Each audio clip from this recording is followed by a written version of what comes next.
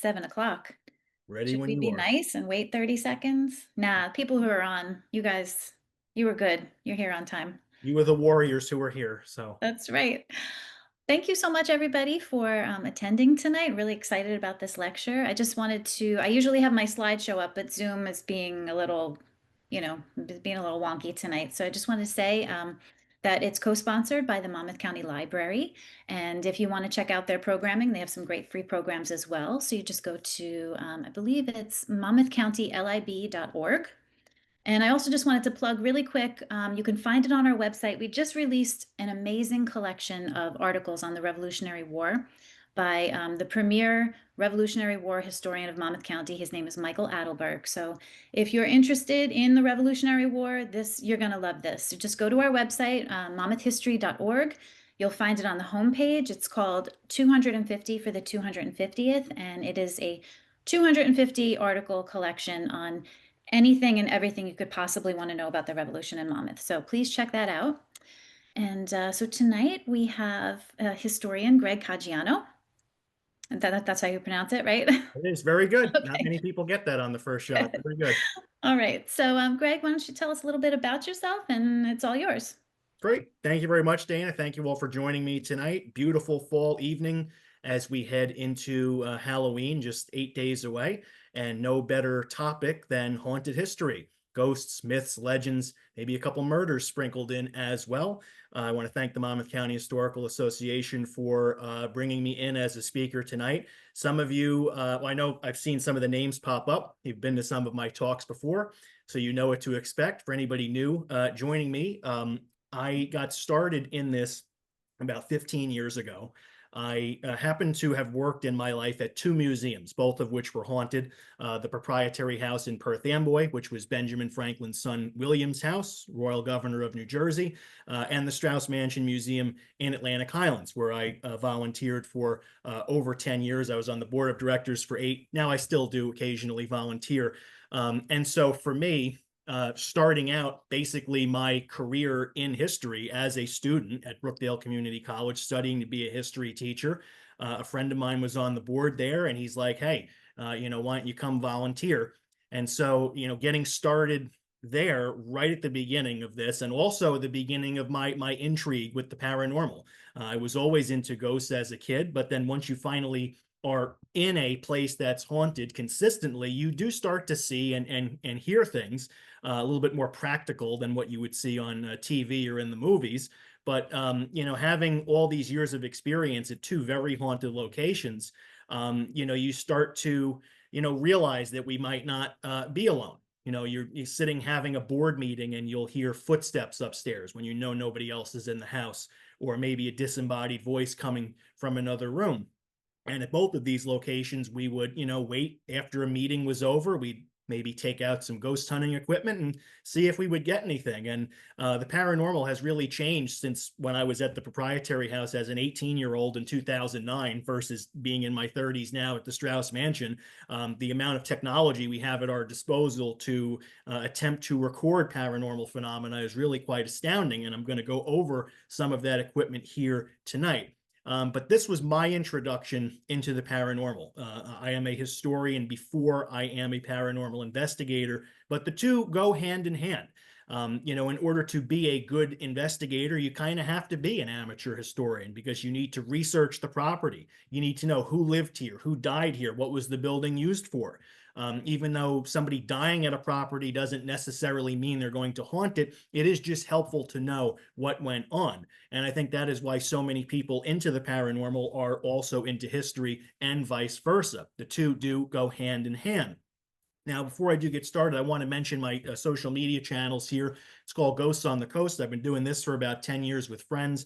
If you're on Facebook and any of the local pages, you've probably seen some of our videos. We don't just do ghosts and haunted houses. We also do creepy history, true crime, murders, and lately, very popular has been cemeteries.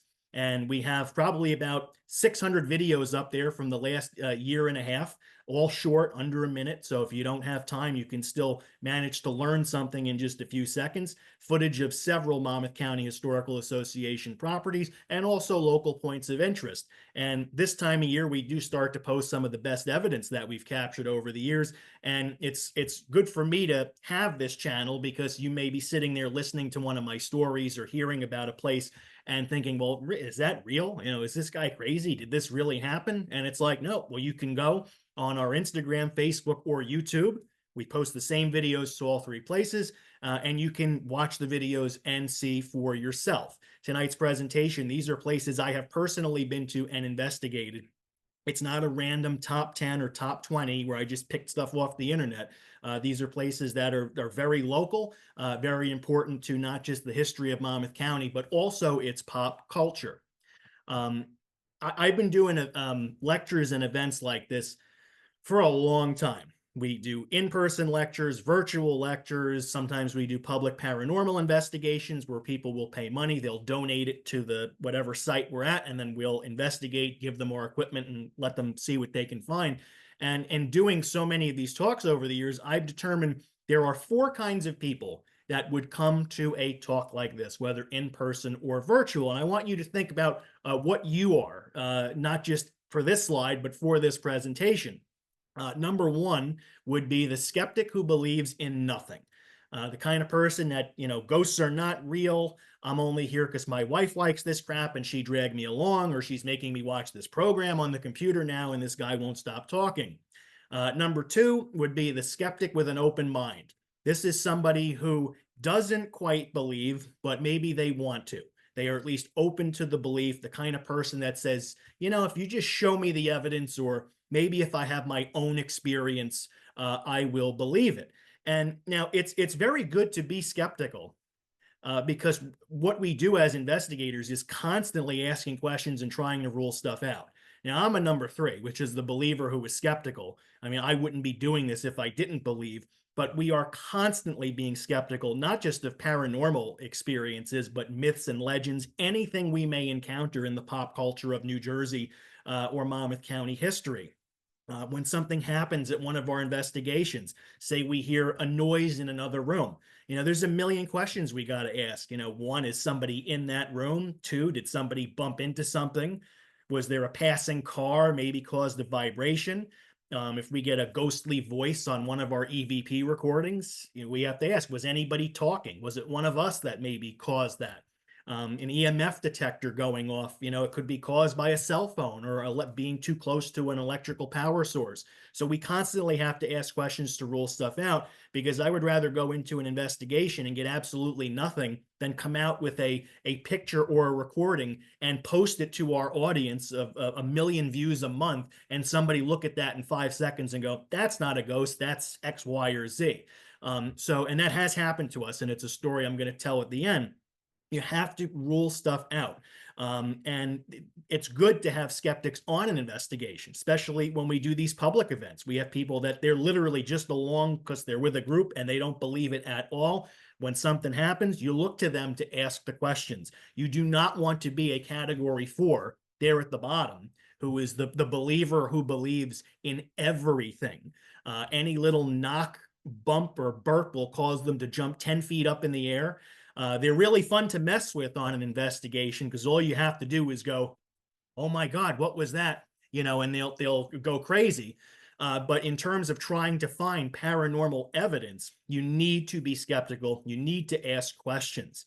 And for me, paranormal investigating, it is a window into the past. As a historian, as anybody here that's interested in history, if you believe this enough, it's a chance to reach out into the past. And that's why I got started, at the proprietary house, Benjamin Franklin's son's house. Benjamin Franklin was there.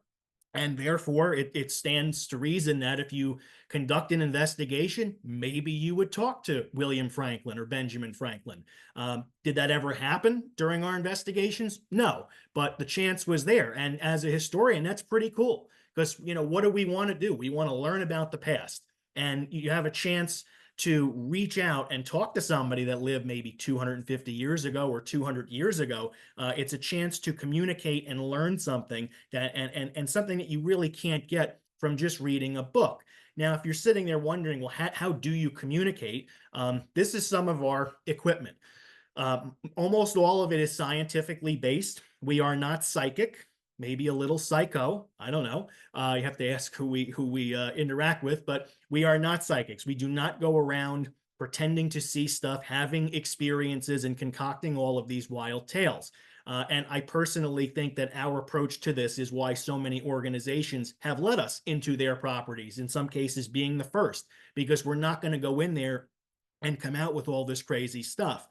We want to be able to document it scientifically. If somebody is feeling strange or a cold spot, we have a digital thermometer that we can aim at you to see, are you really feeling cold or is it all in your head? Because mind over matter is a huge effect in this. We have K2 meters, EMF detectors, all of these which detect changes in the electromagnetic field, which spirits supposedly give off energy. If they are near you, they can trigger a reaction. Over here on the left is a EMF tripwire, which is a 36-foot long wire with built-in EMF sensors. It's very useful when you drape it out, or you could lay it somewhere and you can ask the ghost to touch it and make it change color. And sometimes it works, sometimes it doesn't. But all of this is done so we can film it, so that we can share it. So when I tell you something, I can say, hey, look, this is what we tried. These are the results. Now, not every story I'm going to tell you tonight is on film. I mean, that would just be too good to be true. But you do have to understand that when we tell these stories, they are vetted to the best of our ability. We cannot guarantee anything has been paranormal. There's always the chance for human error or just making a mistake. But before I show a video, before I tell a story, it has been scrutinized to the best of our ability. And the one device we have here, which has become very useful to us, not as scientific, but it is the SB7 Spirit Box. It is a radio that scans and creates white noise, a loud static sound, and sometimes in that static you hear ghostly voices come through. And this is when I say, if I ever say, oh, we were talking to a spirit, it is through a device like that. It is not me standing here like a psychic physically talking. And you know, I've said a lot about psychics, and I do believe it's probably possible, but we try to be as practical as we can. And also in relaying stories, we want to be able to have a story that anybody can relate to. Somebody like, you know, you or I, we maybe saw something and it's like, no, you don't have to have a special ability. You know, anybody can do this paranormal investigating. And that will bring us to our first locations. We have been honored to be the first paranormal team to investigate a Monmouth County Historical Association property, starting with Marlpit Hall and the Taylor-Butler house, which that should say 1853, not 853. That would make it the oldest house on the continent. And then the Covenhoven house in May 2025. This is something that came to us as a bit of a surprise when we were allowed to do this, because different organizations have different views on whether or not they should embrace the paranormal. And I could probably give a whole presentation just on that and the fundraising aspects of it, but we'll put that aside for now. These were really good opportunities for us to get into a place where the only known ghost stories would be coming from the volunteers who work there. And last year we did Marlpit Hall and Taylor-Butler in the same night. We had some lovely guides, Teresa and Stephanie and a couple of others who showed us around, told us stories. And out of all three of those, Marlpit Hall would be the most busy, I guess you could say. Taylor-Butler House was the most quiet, but if you were to ask Dana, who was hosting this presentation, she would say Taylor-Butler would probably be the one that makes her the most uneasy. But anyway, you got to know the history before you get into a place. And, you know, when you're looking at properties, this house was actually moved from a short distance in 1919, but the house still it maintained its integrity. Built in the 1750s, though parts of the foundation are suspected to date to the late 1600s. Notably, a loyalist named Edward Taylor lived here, and he was placed under house arrest in 1776, kind of went to and from that, on house arrest, then off it, and then finally under house arrest for several years. And it is Taylor that was actually suspected of ordering a murder. And if you've ever been to the Asbury Park Nature Conserve and seen the little farmhouse out in that field, a Patriot militia man named Joseph Murray was shot and then bayoneted to death in the summer of 1780 by loyalists under the direction of Edward Taylor. Murray had stolen his horse some weeks earlier, and the retribution was going to be death for that. The House has also come into the news in recent years. In 2019, archaeological findings led by Dr. Richard Veit finding evidence of the enslaved people who also lived there. In 2019, the Taylors had approximately 10 to 12 slaves, I believe the record of that is, and they were doing some work on the floors. They opened it up, they found corn cobs and bits of pottery and bones, and these would be evidence of African spiritual beliefs known as hoodoo, which is a blending of African spiritualism with Christianity, kind of similar to voodoo, which is a blend of Catholicism and African spiritual beliefs. So, all of this happening, people might look at this and go, "Oh wow, this has to make the place haunted." There were, spiritual practices done, and honestly speaking, when we did this investigation, we didn't encounter anything malicious at all. We did investigate the slave quarters, which were nearby this area, and we got a couple of very interesting responses through the spirit box, but nothing malicious at all. And when we went to this place, I mean, the first thing we did was we talked to the volunteers.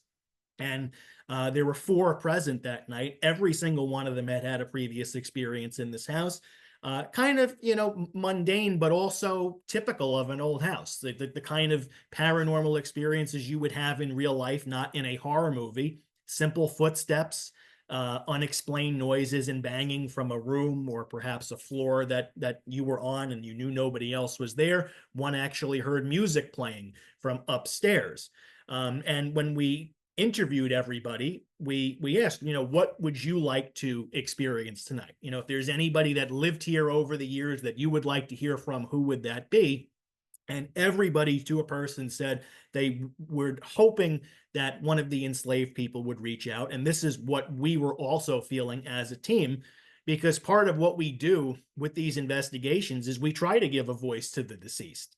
And these are people whose voices would not have been heard when they were alive. And so we were really hoping that they would speak to us. And we didn't want to dwell on it, but we wanted to definitely make sure we mentioned it because it's a very important part of New Jersey history, the issue of slavery, which a lot of people don't realize it was a northern problem as well. But when we got up to the slave quarters, it was kind of funny because the voices changed. We were getting very basic, intelligent responses. And then up in the slave quarters, it became like, who are you? They weren't necessarily answering our questions. They were asking us questions, including one voice came through we call it an intelligent response because it's acknowledging that you're there, as opposed to a residual response, which is just them talking, not, just oblivious to you being there. A voice that came through as soon as we turned our spirit box on, the voice said, "What is that?" And it's like, that's a very relatable human question, because here we are basically bursting into your house, turning on this really loud device, and your first thing out of your mouth was, "What is this? Like, what are you doing?" And so we thought that was kind of funny, but the accents were different. A lot of times when we do the spirit box, the voices are very staticky, but they seem to have a certain inflection up in that area. And for us, that was really special and really important when trying to document a possible haunting or at least a paranormal presence. When we did the rest of the house, we had a lot of orb movements. And, I'm not big on orbs because it could very easily be dust. It could be the flash of your camera, bouncing off of something, causing a reflection. But we do have this video footage, and I'm going to show where you can find this on YouTube, of an orb that floats across the bed. Here, this was actually happened to be the deathbed of Mary Holmes Taylor III, who saved the house in 1919. The orb not just floating across the bed, which you could say, okay, maybe that was dust, but actually going into the wall. And this is the second such item like this to happen. The first was a shadow that appeared to sit up and get off the bed, which we happened to capture on film, which was very fast. It was like 0.5 seconds long, and we have it slowed down in our little documentary so that people can see it better. We then headed over to the Taylor-Butler house that night, and we were told we were only going to have Marlpit Hall, but our guides were like, "Hey, you want to see the Taylor-Butler house too?" And it's like, Of course, you're going to bring us to a haunted mansion on the same property? Who would say no to that? So we go over there, and unfortunately, it was not that active. I mean, it was a huge house. We only had about 2 hours there, and it was almost too big. It was like, okay, we only have 2 hours. There's like 30 rooms in this house. Where do we even go? And the guides we were with, they showed us some of what they thought were the hot spots. But at the end of the day, we kind of had to just wander around at random and say, you know what, this room is as good as any. Let's stop and stay here for 20 minutes and turn our devices on. There was one story, the only real like paranormal story that we heard from this, aside from like, oh, footsteps or whatnot, was relayed to us by Tom Ballard, the volunteer coordinator for the organization, who said one day he walked through Taylor-Butler prior to opening. He made sure everything was in order. And when he went back to the first floor, there was a MCHA pencil right in the middle of the floor where it had not been previously. So he thought that was possibly a paranormal experience. If you go up to the top floor, he also showed us some artwork that was left by Mary Holmes Taylor III in 1880 when she was a child. This is a side profile portrait that was drawn, which looks like in pencil, that says July 12th, 1880. And she also signed her name. As for our paranormal readings, we go into what was the servants' quarters up on the top floor, and a female voice immediately said, with a really perturbed inflection, "You must get out of here." And again, we have this on video, and you can slow it down. And it was a very annoyed, like in the 1800s, if a man had walked into a dressing room unannounced, that like a very shocked, "You must get out of here." Which when we played it back and heard that, we actually thought that was pretty funny. A lot of the responses we got at this particular location, it seemed to be chatter back and forth between the spirits. They weren't necessarily answering our questions. They weren't asking us questions. They were just like talking, totally oblivious to our presence there. And this would be the time to mention again the difference of spirits. There's an intelligent spirit, which doesn't mean they're smart or dumb. It just means they are aware of their presence, your presence. They know they're dead. And then you have what's called a residual spirit, which is essentially a residue. They are there. They may be just going through the motions of their daily life. They don't know that you're here, and they're having a conversation with somebody else on the other side, and we may be picking up on that. After our 2 hours here, we did determine that the most active room in the house was the front parlor. A lot of EMF activity, again, making sure we weren't near any power sources. And funny enough, when we were in that room and we set up the tripwire, two different voices said the phrase "a trap," as if they were, again, intelligently looking at what we were doing. They saw these wires and lights and perhaps thought we were going to trap them. And then right after that, another voice comes in and said, "We on camera." Like they actually saw what we were doing and understood, even though cameras have certainly changed since they were alive, probably. They knew they were being filmed, which was, again, amusing.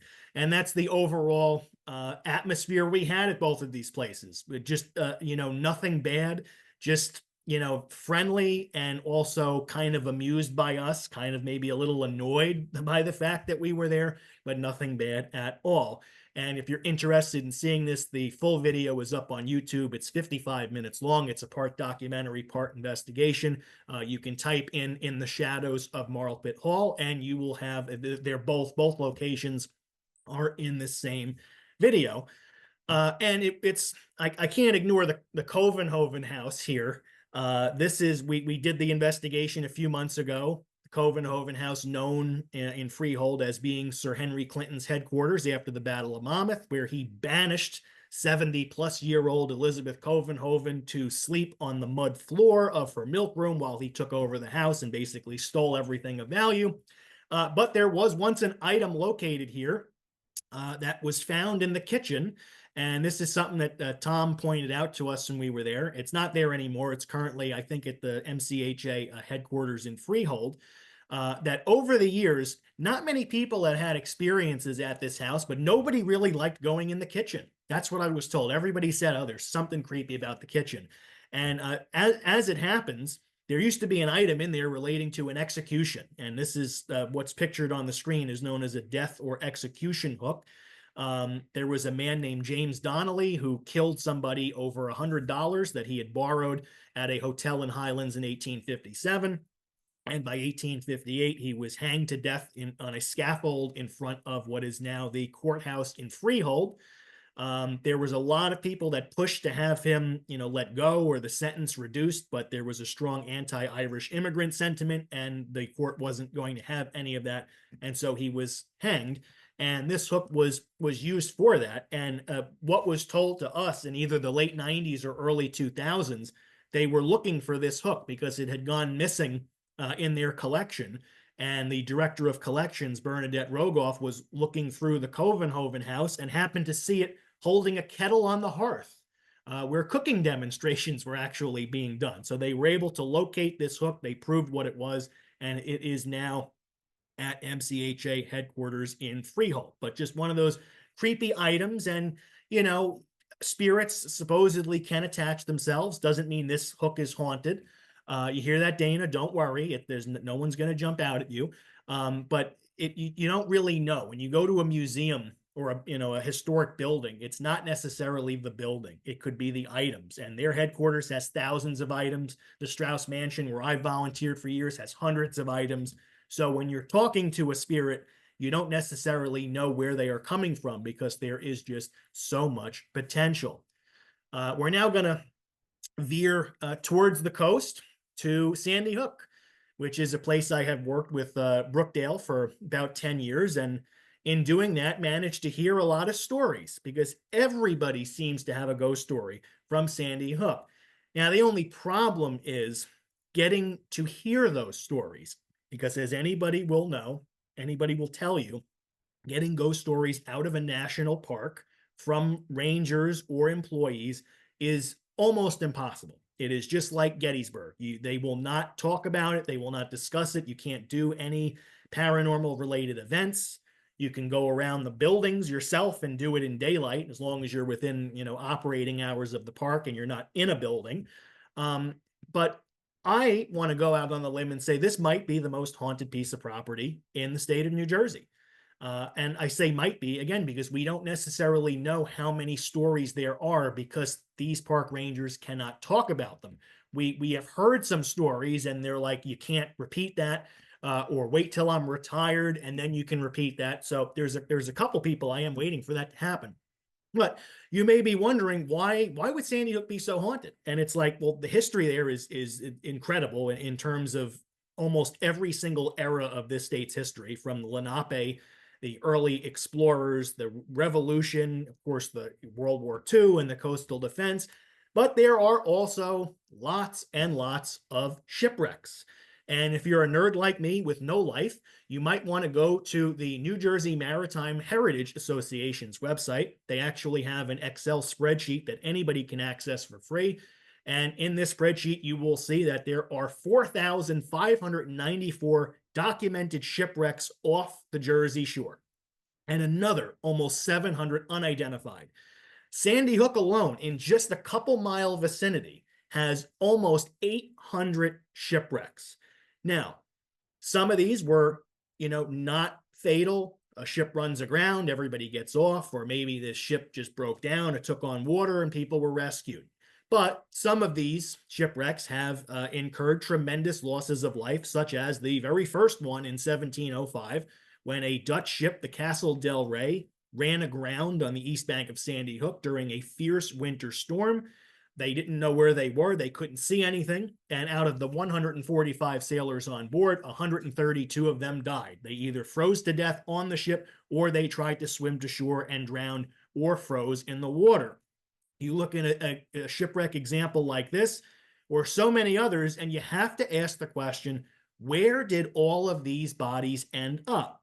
I will tell you, they did not carry them miles inland. And in fact, most of these shipwrecks, up until probably the mid 1800s, they're just burying you right there on the shore.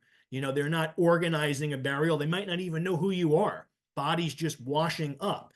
So keep that in mind the next time you're laying on the beach, not just in Sandy Hook, but in any beach. You might be resting on top of the remains of an old sailor from hundreds of years ago. And this was such a huge problem that the Sandy Hook Lighthouse was built in 1764 due to the amount of shipwrecks. And there is an unmarked grave actually near the lighthouse. It is, if you go towards where the mortar battery is and you follow the wall towards the bike path, there is a group of trees and a sign that says unauthorized access. There is an unmarked mass grave somewhere in those woods. Now, it's unauthorized, so we can't visit, and any attempt I have made to get out there to see it has been met with silence. But we did actually find an article from the 1880s in Harper's Weekly that gave a description of where it was. It listed some of the people buried there and had a sketch of the headstone. So we know it is there. This is a result of bodies literally washing up to the lighthouse. Now, if you've been there, which I imagine almost every single person in this presentation here, there's 157 of you watching. I'm sure all of you have been to Sandy Hook. And if you stand at the lighthouse, you can barely see the water. But in 1764, the lighthouse was only a couple hundred feet from the water. Today, it is about a mile and a half. And this is due to littoral drift, with the current pushing the sand, and the lighthouse gets farther and farther away from the water. But if you want to picture back in the day being a lighthouse keeper, coming outside in the morning and the beach is only a short distance away, seeing wreckage from ships and bodies that have literally washed up to your doorstep. And they would take these bodies and bury them in this mass grave. I was told by a source that due to Hurricane Sandy and some of the many other storms we have had, that there is absolutely no remnants of any of those headstones, though I still would love to take a look. Now, there is another mass grave that used to be there. And if you've ever driven down to the edge of Sandy Hook, you may have seen a monument that has a British flag. And you might have wondered, well, what would a British flag be doing flying at what would become an American military institution? Well, British held Sandy Hook for longer than any other piece of land in the entire 13 colonies during the war. It was their embarkation point to their headquarters in New York City. And after many years of holding Sandy Hook, finally the war has come to an end. And New Year's Eve 1783 saw a group of British soldiers jump off of their ship that was anchored out in Sandy Hook Bay and attempt to swim to shore to a group of patriots waiting for them. Now, the British had a huge desertion problem in the last few months. There were a lot of soldiers that did not want to go back. They wanted to stay here in what would become the United States. And this was apparently the last straw for this ship's captain. And he sent a Lieutenant Hamilton Douglas Halliburton to chase after them. And Halliburton would get into a small boat with 13 others, and they would attempt to pursue the deserters. However, just like the Castle Del Rey, they quickly became enveloped in a winter storm. They sailed right into a muddy sandbar. Apparently, they were only like 10 feet away from the end of it. If they had just veered a little to the left, they would have sailed right past it. But they got stuck in this storm, and it was so cold and so horrible that they all died on board that vessel, froze to death, and found the next day. The bodies were brought ashore, and Halliburton's mother, she was a countess, and she paid to have this monument erected. And you'll see that it looks different from the one today, and that is because in 1808, a group of French sailors also happened to anchor in Sandy Hook Bay. They walked on land to stretch their legs, and they saw a British monument in the middle of the Napoleonic Wars, and they destroyed it. They desecrated the grave, they scattered the bones around, they smashed the monument to pieces, and it was forgotten for exactly 100 years until 1908, when the U.S. Army was doing a construction project to put a rail line in, and they happened upon the grave, the tomb of Lieutenant Halliburton and 13 others. And if you see here, this is a very rare photograph found in a book called Nauvoo to the Hook, which is available on Amazon. It's long out of print, but it is by prominent Monmouth County historian George H. Moss Jr., a very good read with a lot of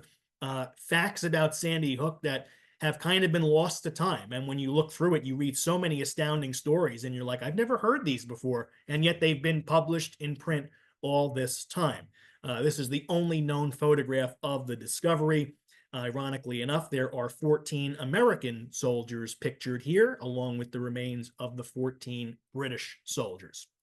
Now, as for Sandy Hook and Fort Hancock being haunted, You got your typical tales. Some people say, yeah, I work in whatever house, or now there's Airbnbs and rentals. So there's probably going to be some other ghost stories emerging, I would imagine, in the next couple of years.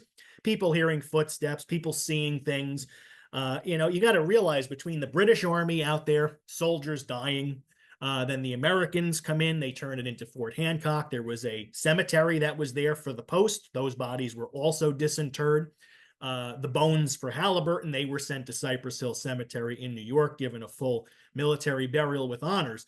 But we had heard some stories. One, there was a soldier who was accidentally cut in half when a cannon misfired. It was a double-barreled cannon that shot two shells with a chain connecting them, so it would cut through the masts of ships. And when this cannon was fired, only one barrel went off, and so the one came out, swung around, cut the soldier in half. He apparently still haunts his post as well. Now, there was another story that I'd also heard for years, and I never knew if it was true. And when I would give tours down there for Brookdale or do talks like this, I would mention it and say, look, I don't know if this is true, but it's a good story. So I'm going to tell it. But just keep in mind, it might not exactly be true. Maybe it's a little exaggerated. And as it happens, we finally did the research and we have proved that the story I am going to now tell you is 100% fact. Because we had heard that there was an officer who got killed by his wife in one of the officers' houses. You're allowed to have your family out there, of course, and he came home from work and he asked his wife what was for dinner, and she said chicken, and he said something to the effect of, "Oh, not that bleep again." And she was, I guess, tired of that, and so she had the carving knife still in her hand, and she stabbed him to death. He died right there at the house, and we find the newspaper article here, with the names of the people, with the details. 14-inch kitchen knife, and then the immortal question: dispute over whether they should eat chicken or beef. And I guess we learn a very valuable lesson from this, and that is to eat whatever the hell your spouse is making for dinner. This could have all been avoided. But whenever you hear stories or myths and legends, sometimes this does not happen. You're trying, you're researching, you're like, this is too good of a story. This can't be true, and you don't find anything, so it becomes legend. But it is always nice when you go down the rabbit hole of research and end up finding what would be considered the evidence. We will go to Rose Hill Cemetery in Matawan, New Jersey. Very beautiful, especially this time of year when the foliage starts to turn. This is one of the more famous or infamous cemeteries in New Jersey. Makes its way into Weird N.J. At least once a year, because people have had all kinds of experiences. They've seen ectoplasm, which I hate that term because it reminds people of Ghostbusters. They've seen shadows. They've been touched and poked. But, there's a good question that you can ask, and that is, why would a cemetery be haunted? Nobody ever died there. Just because there's a bunch of bodies, does that mean a place would be haunted? And honestly speaking, when I die, the last thing I want to do for eternity is stand over my remains. But this land does have a lot going for it. It was used as a Lenape burial ground, and then when the white settlers came, they decided they would start burying people here as well. There are connections to pirate Captain William Kidd, who allegedly, when he was sailing the waters of the Bayshore area, he would look to Rose Hill, which would have stood out back then as a landmark because it is literally a hill. And he knew that that was where he could turn off into the shallow creeks of Matawan in case he was being pursued. Nobody would follow him in there. He could hide in safety. These would be the same shallow waters that two young men would be killed in by a shark in 1916. Lester Stillwell and Stanley Fisher, they too are buried at Rose Hill. I have done many investigations of this place over the years. And I mean, up until just this past summer, nothing had really happened. We did do investigations, and this is not Lester Stillwell's grave. This is a different Stillwell. We did investigations by their graves, by the shark attack victim graves, and the K2 meters were going crazy, which at a cemetery, that's great because there's no electrical wiring anywhere. and also by Stanley Fisher's grave, hearing the phrase "the shark" come through the spirit box. We don't know what he was saying, but we did hear that word. But other than that, we always walk around and, it's got the atmosphere. And you got crypts built into the hillside. Some of them, the windows are open. You can look inside. This one here, Abram J. Vreeland, back in the 1970s, somebody actually broke into this and scattered the bones on the floor, and it was discovered by a caretaker who, I guess, put them back. And this is the only picture of note that we've ever gotten over the years there. And again, the whole orb thing, yes or no. But at a place where there's no reflective surfaces, it was nighttime. We're asking questions, trying to get responses. And, somebody goes, "Oh, wow, look what I got on my camera." And, my first thought was maybe this was somebody's fingertip over the lens, but you can see it is see-through and it is perfectly round. So maybe it is spirit energy. It's just as likely that it is as it isn't, which is unfortunately what happens in the paranormal game. But here is something that really does exist, and that is a zombie buried at Rose Hill Cemetery. Yes, you are looking at the grave of a zombie. But what is it? And when we first were looking for this thing years ago, I had a friend, Tom Burke, who was very active with the history scene in Mattawan.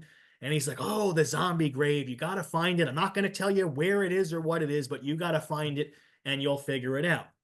And, we were young, excited, and stupid. And so we found this grave. We did some videos, some pictures on it, wondering, what is it? Is it a prank? Was this a joke? There's no way they name their child zombie, right? I mean, I know the 60s were wild, but you would never name a kid zombie. But what do they say? That the sometimes the simplest explanation is usually the correct one.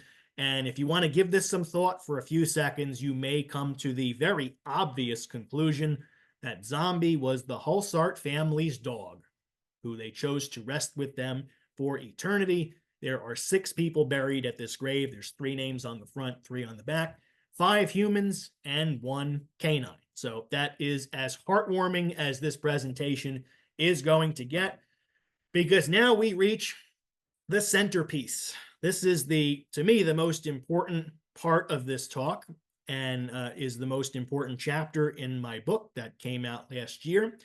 The Spy House, also known as Bayshore Waterfront Park Activity Center, also known as the Seabrook Wilson House.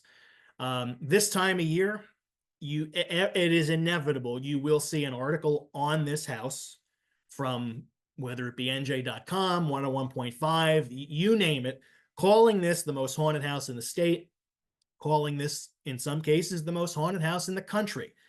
And I'm sure, because, when I do this talk in other locations, people look at it, they don't really know, never heard of the house, or they don't know what it is. Being from Monmouth County, I imagine almost all of you have heard of this house.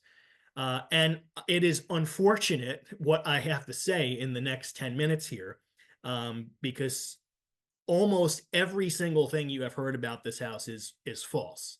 And not just false, but was a well-concocted fabrication by one person. Now, the backstory for this, it's kind of endless. And it's an unfortunate part of the job. But as an investigator, when something's true or not true, we just have to tell it like it is. And this is something that we've researched for years, something that we have the documents to back up what many people honestly had suspected. Because when you hear what I'm going to tell you in the next few minutes, you will probably start to go, "Wow, how did anybody really believe that?" This operates as a museum from 1972 until 1997. It was at that time owned by Middletown Township Historical. Monmouth County Park System purchases it in 1997. There are stories of pirates, of ghosts, of spies, evil sea captains, evil Indian chiefs, tunnels under the house, you name it. If there is anything creepy that you could think of, it happened in this house. But what ends up happening here, and again, let's try to go back to the beginning. There is a caretaker whose name is Gertrude Neidlinger. She is actually a former singer and actress. This was going to be her retirement gig, leading tours of this place, turning it into a museum. Before that, it was actually a restaurant and tavern. And this became her little seaside museum. And she enthralled people for over 20 years. And she may very well have been the kindest person you could ever know. I don't know. I never met her. But when it comes to the history, she did have a bit of an agenda, and people grew up with these stories and they loved her. And again, that's fine. She was very good at what she did. You have to give her that. And then Monmouth County Park System buys the property and they shut the house down. They do some restoration, they put on a new roof. House is closed for a long time, almost 13 years, till about 2010. And when it opened, people couldn't wait.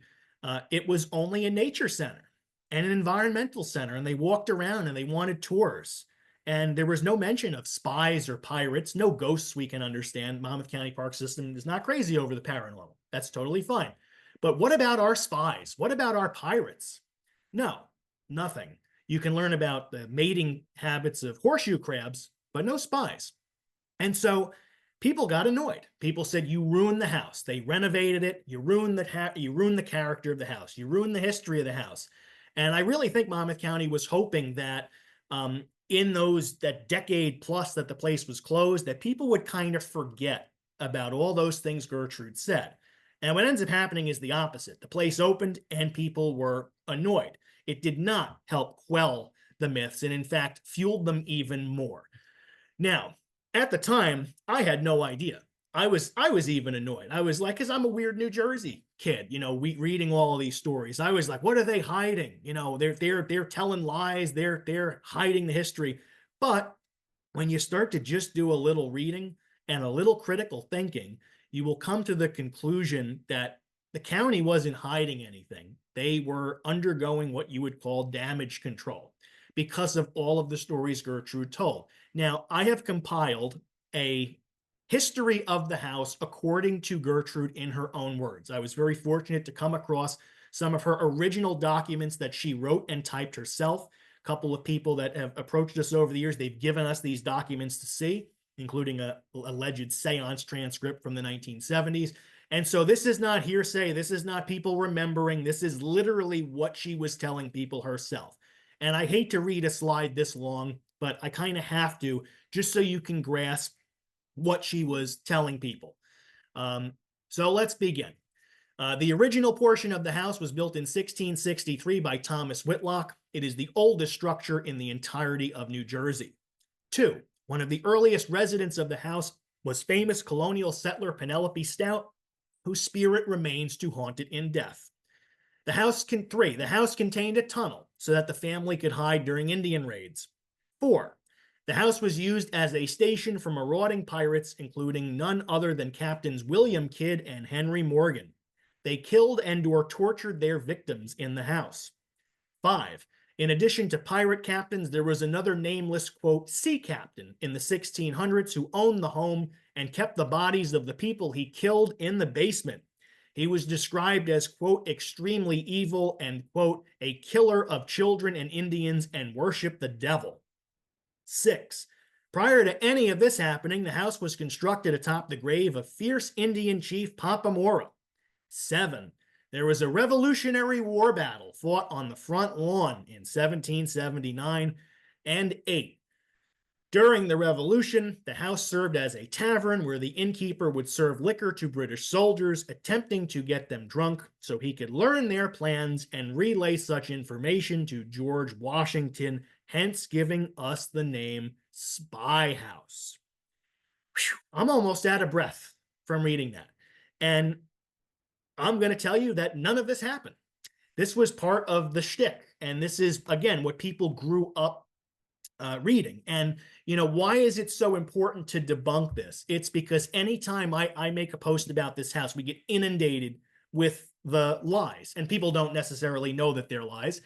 Anytime Monmouth County Park System posts something happening at the Seabrook Wilson house, people start going on and on about Gertrude's stories. And it's like, how important is it that we prove her wrong? You can decide that scale for yourself. But this time of year, it is impossible to have a serious conversation about this place. And it's our job as historians and as investigators to say, you believe whatever you want, but this is what actually happened. And what actually happened was Gertrude doing a fantastic job of taking local history. She took stuff from the surrounding area, from Middletown, from Monmouth County, and she threw it into this house and said it all happened here. Okay, the house was old, but it was not the oldest house in the state. Okay, the house was built in approximately 1720. Is this a big deal? Well, she said 1660, 1720. Who cares? Well, it's kind of important because the pirates she said were killing people in the basement were both dead by 1701. So we immediately, bam, pirates are gone. That didn't happen.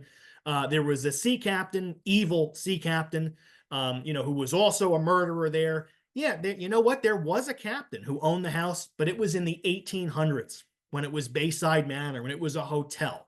And furthermore, I was allowed in the basement 10 years ago. It's very low. I mean, I practically had to crawl and crouch to get down there. So if anybody was storing bodies down there, they had to be really tiny people in order to fit.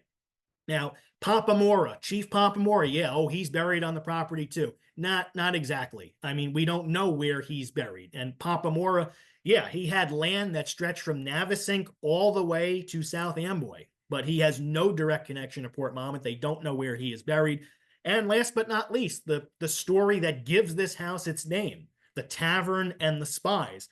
The house was not a tavern until the 1800s when it was a hotel, bar, and restaurant, which lasted into the 1960s. People might remember the White House Tavern, which it was up until about 1972.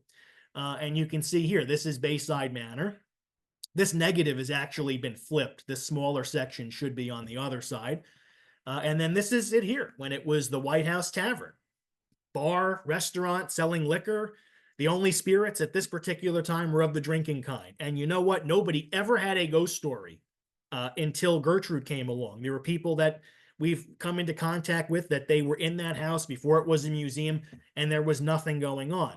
And this is a picture of her here from her younger days. And I use this just so you can see her as an actress. Because if you look online, the only pictures you'll find are like, she was like a crazy old lady. And it's like, we got to remember, let's isolate the lovable eccentric and just focus on what was really going on here, which is some outright lies. There's no tunnels. There's no passageways. There's been GPR scans of the property done.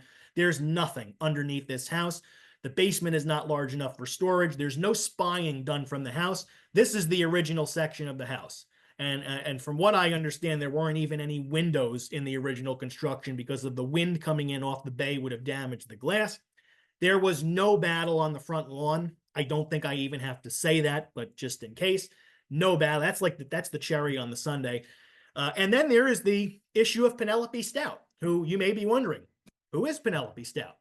She is one of New Jersey's oldest tall tales.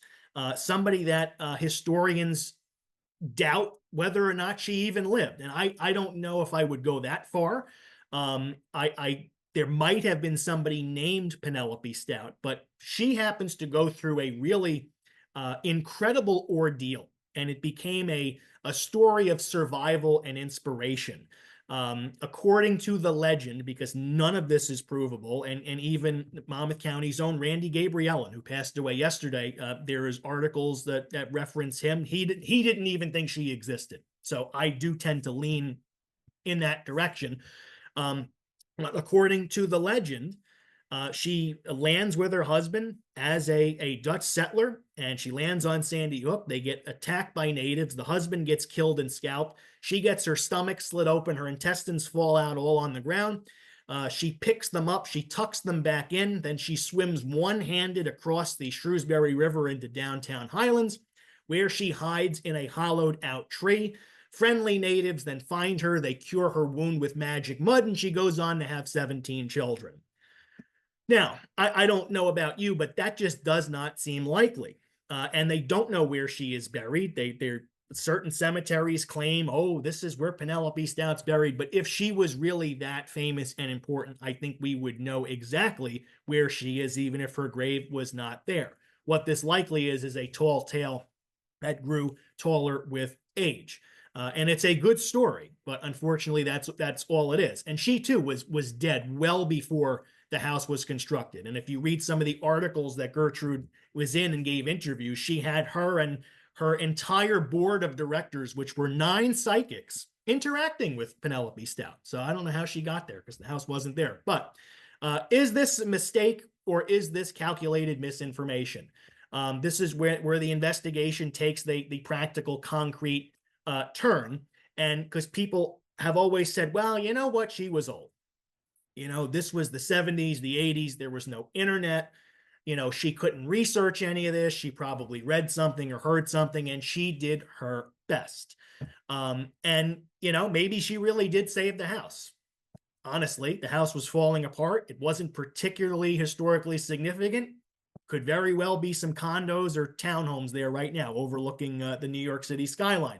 So we probably do have her to thank for saving the house. But in regards to whether or not she was just, bumbling her way through and didn't know what she was doing, that would actually be a lie. Because in researching my book, I did stumble upon their application to the National Register of Historic Places, which was from 1974. And if you look through the document, which it's available online, just type in these keywords here and you will find it yourself.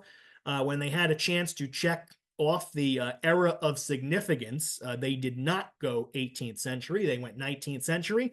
And they also didn't go with military. They went with transportation because of its use as a hotel with people sailing their boats and going there and staying there when it was Bayside Manor. There's also only one reference to the American Revolution in this entire document, which simply says that one of the Seabrooks, who was the family's owner, fought in the Revolution. And there is a wonderful little nugget that says that despite tradition stating this house dates to the 1600s, that's not true. Actually says it right there in their own application. She was already active when this was going on, so she did know the exact information and choose to present otherwise. What ends up happening is in about 1993, she either is forced to resign or she got fired. She was supposedly having candlelit seances, which the town told her not to do. And so they finally used that as a way to get rid of her. The museum would kind of linger over the next few years and it would close in 1997. Monmouth County Park System buys the property, and there's all these items in the house that Gertrude had accumulated. And the overall concern was, oh my God, where did these things come from? Did she even legally acquire them? And so immediately, anything that they knew where it was donated from a museum or maybe loaned from a historical society, those all went back and everything else was removed from the house and sent to a storage unit at Heath Farm on Harmony Road in Middletown, where it lasts to this very day. Gertrude eventually did sue the town for possession of the items, claiming they were hers. And in a landmark ruling, the judge actually went in her favor and said, yes, the items are yours. And she either died the next day or very soon after. And so those items have been in some kind of limbo now for almost 20 years, just sitting in a shed in Heath Farm. Now, not to get so dim and dismal and just totally dash everybody's hopes and dreams, the house very well could be haunted. Just because there were no pirates or spies and she lied about everything doesn't mean there's not a ghost or two hanging out. I would personally believe she might even be there, but we'll probably never know because, the county's not exactly into the paranormal. Although they did let me do one haunted history presentation back in 2014. I have been the first and only person to investigate since Gertrude, and we did a little investigating, didn't really get much at all. But during my talk, there were a group of people in the back that kept looking towards the door and away from me, and they kept looking, and I'm like, wow, I must be really boring. Everybody keeps looking away. And I was told when it was over, my friend had gone back there to see what was going on. And apparently a bunch of people heard a baby crying coming from the little hallway area by where the bathrooms are. And people kept looking because nobody had entered the house and there was no baby there. So was that a ghost that came through to say hi? I don't know. It is certainly possible. But, there are a lot of stories online. Again, everybody's got a spy house story. It's just important that you know what we're dealing with here. And this time of year, people love to read fun stuff. They don't want somebody like me telling them, yes, sorry, that's not true. But the house very well could be haunted.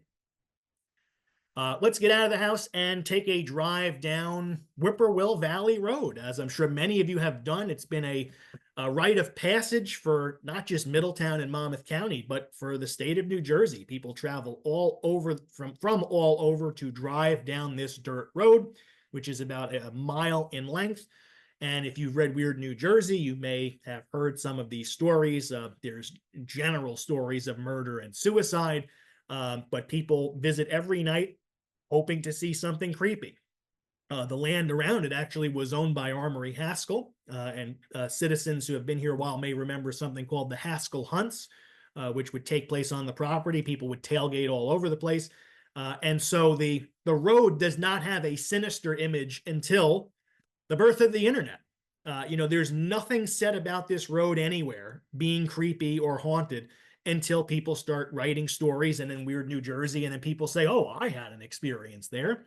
And the legends are there's one about witches in the 1700s. 14 witches were executed and buried along the road.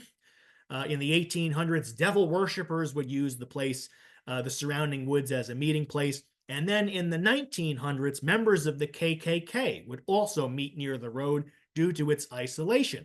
I'm going to tell you one of those three actually has the possibility of being true, which we'll get to in a second. There is one connection to murder. Back in 1980, Nancy Clark of Fairhaven was 22 years old. She was killed on March 6th by three individuals. She was stabbed in the chest. Actually was taken to a lover's lane in Atlantic Highlands, and then they drove her to the paved area of where Whippoorwill hits like the Chapel Hill section, and they did drop her body off there.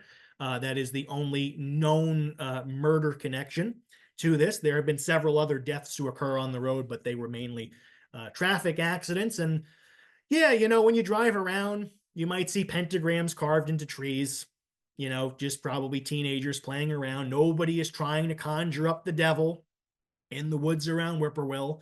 As for the witches, unfortunately, no, there aren't 14 witches buried on the road. There aren't any witches buried on the road. By the 1700s, witchcraft had become so passe.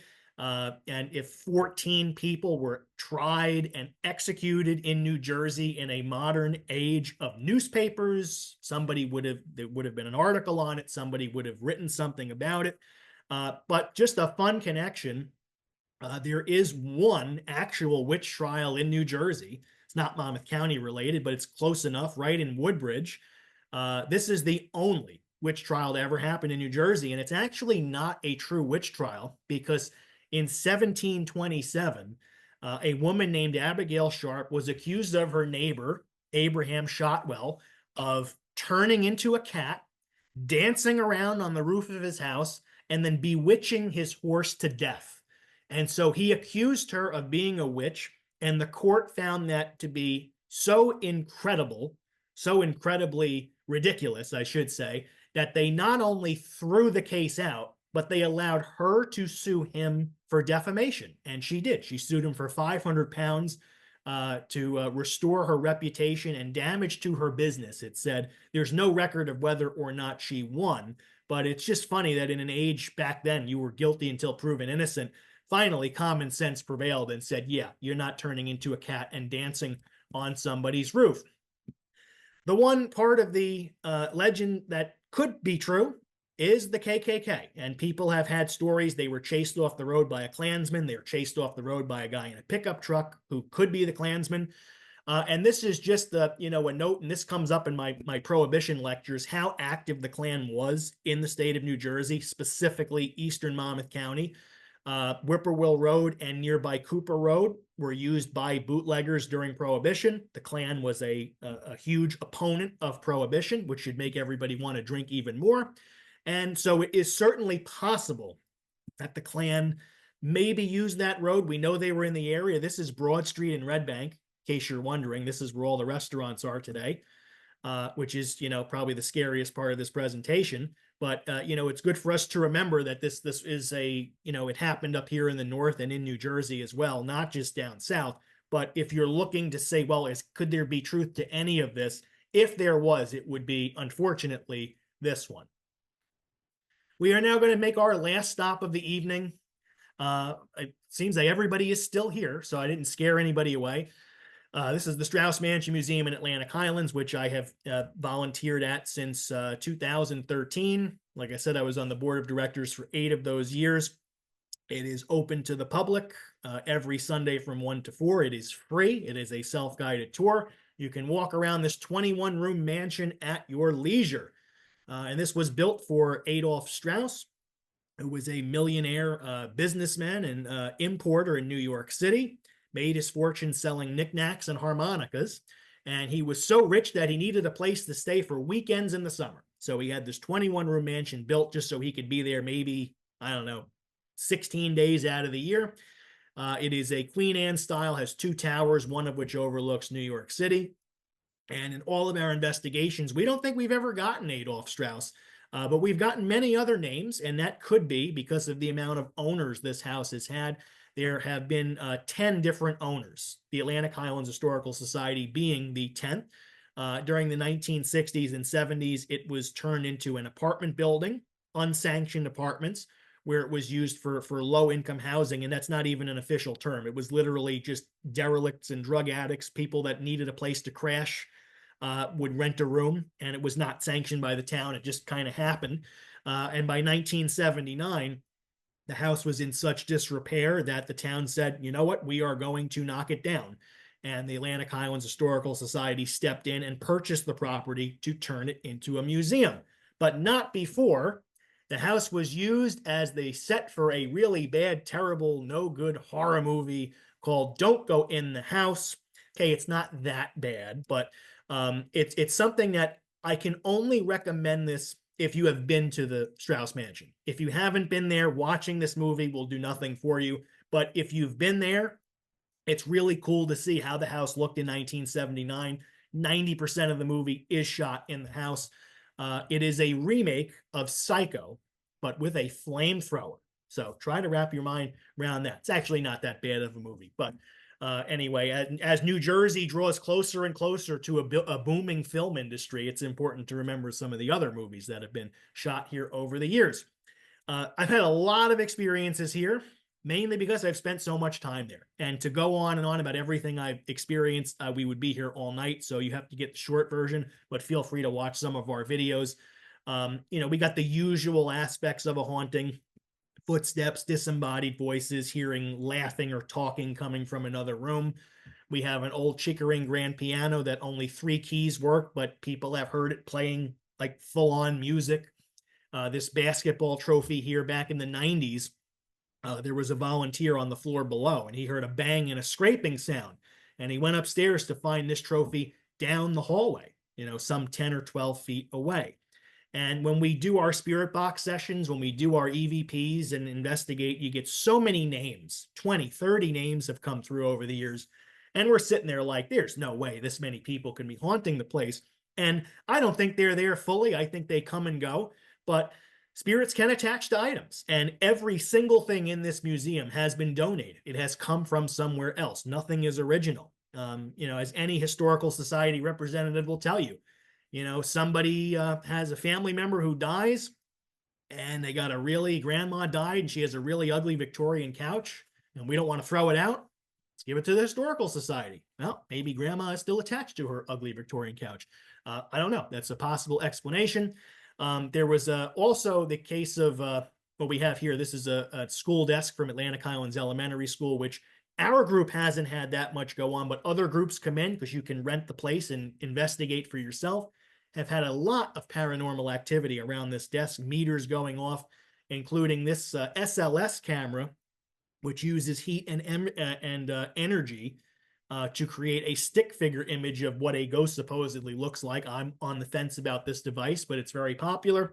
One night, an investigator captured what looked like a child sitting in this desk. So maybe there's something to it.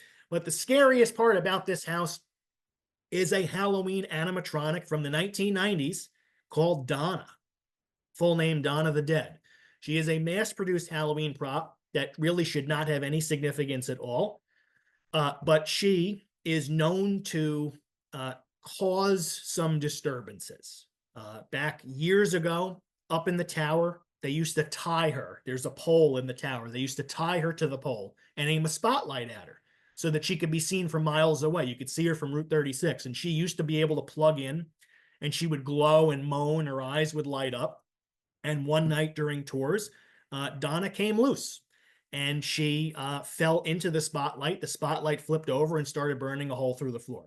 And it was only because the volunteer went up there because somebody said, "Oh, Donna's not there anymore." He went up and he saw smoke coming out of the tower room. And if you go into the tower, you will see a hole in the floor where this actually happened.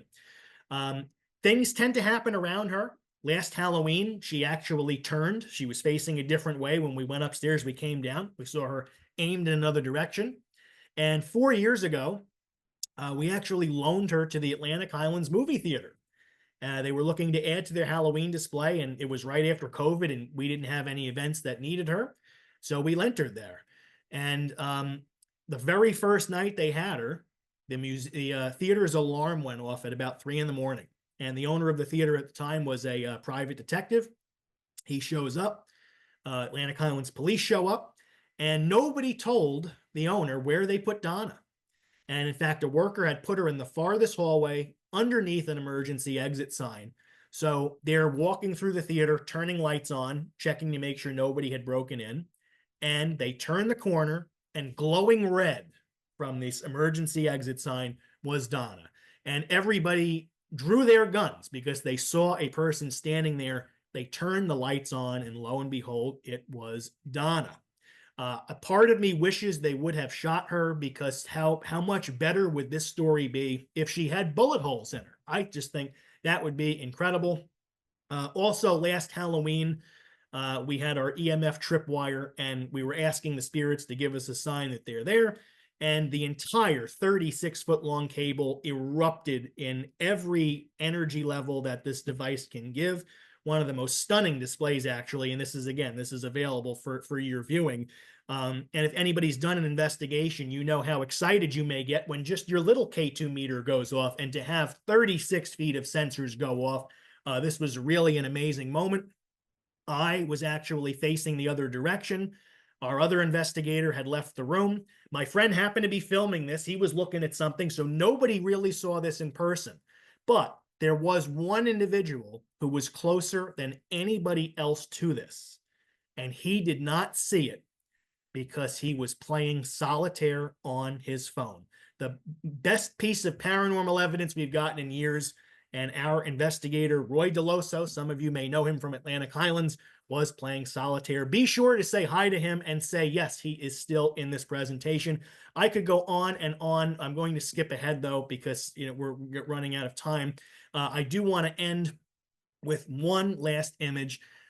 This was taken maybe about 8 years ago. We were doing our investigating, and we thought we were talking to the spirit of a boy, of a teenage boy. And a few minutes later, one of our investigators takes a picture with an actual camera, not a phone. And he goes, "Oh my God, you have to see this." And floating above one of our team is a ghostly face. And we knew this wasn't a prank. We knew this wasn't a hoax, because I'm in the picture. I literally saw my friend take this picture. So I'm like, okay, this is genuine. This is as good as it gets. We post this online. It goes crazy. Everyone's like, "Oh my God, this is amazing." Floating ghost head. Can't get any better than that. But we had another friend who saw the image, who was a professional photographer, and she thought it was genuine too. And she said, "You know what? Can you give me the original file so that I can go into the specs and just give you this information? That way, if somebody challenges you and says that's fake, you can say, no, this is the proof that we have." And when she did this, unfortunately, she proved that this was not a floating ghost head. This was our friend Jake in two places at the same time. She determined that the shutter speed of the camera was set to 2 seconds, which is apparently a long time. And the mere act of my friend pushing the button on the camera nudged it just enough to put his face in two places at the same time. And in one, his eyes are open. In the other, they are closed, because he managed to blink. Now, I put this in the presentation, and I put it in my book, simply because I want you to see what we go through. This was many years ago. We were so excited. We were like, wow, this is amazing. And we didn't do what we should have done, which was, let's send this to a professional. Let's send this to a skeptic to see what they think, to offer an ulterior explanation. And, we have a lot more followers now. We get sometimes 1 million views a month. And I am not about to ever post something that has not been thoroughly checked. So what we do, it does require a lot of patience. a lot of analysis. For every hour we're investigating, it's probably 2 or 3 hours that we're looking through everything. So that's why I end on this note. Just, you have to be skeptical. There's a lot of great, exciting stuff out there with the paranormal, but there's also a lot of stuff that's, borderline inauthentic. And so we do the best we can to provide people with as authentic a story as we could. So on that note, I want to thank everybody for joining me tonight. This is my book. In case you are interested, it is available on Amazon and also at the Strauss Mansion gift shop, which they get the proceeds from those sales. I hope everybody enjoyed. Hope you learned something, maybe a little creeped out, and I hope you all have a very happy Halloween. Hello. Oh, wow. We got a lot of thumbs up and clapping, quiet clapping. That was awesome. That Thank was you. really fascinating. And I thought you said that like Taylor-Butler was very quiet, and I feel like you lied to me. Well, I mean, that was quiet in terms of what we're used to. Just a couple little things, nothing to be concerned of. Okay, so I'll just never be able to go back in the house. That's fine. I only work there, so, Ah, well, not a big deal. I'm telling you, just walk in and say, "Hey guys, just you do your thing. I'm going to do mine." Ugh, And like I said, thank if you've worked there for 10 years, if nothing has happened to you, I think you're okay. They probably like Okay, I'm gonna bank on that. you. Does anybody have any questions that they would like to ask Greg while you have him here? So you had 157 tonight. Fantastic. That's awesome. Are we recording this tonight to put on YouTube or? Sure, Okay, absolutely. okay. Anybody questions? That was amazing. I was laughing about Penelope Stout because she just seems to pop up everywhere. It's a great story, and I mean, if you go any old cemetery in New Jersey, you're going to find a stout. So Yeah. it makes sense. Oh, there she must have been real, and it just doesn't hold up. Mhm. Yeah, I mean, we always in the research library, we joke and we say the six most annoying words that we can hear is "I'm a descendant of Penelope Stout" because everyone is a descendant of Penelope Stout. Well, if she had 17 kids, as they Yeah. say, I guess everybody would. But we get that too. We get that comment anytime we do a cemetery video.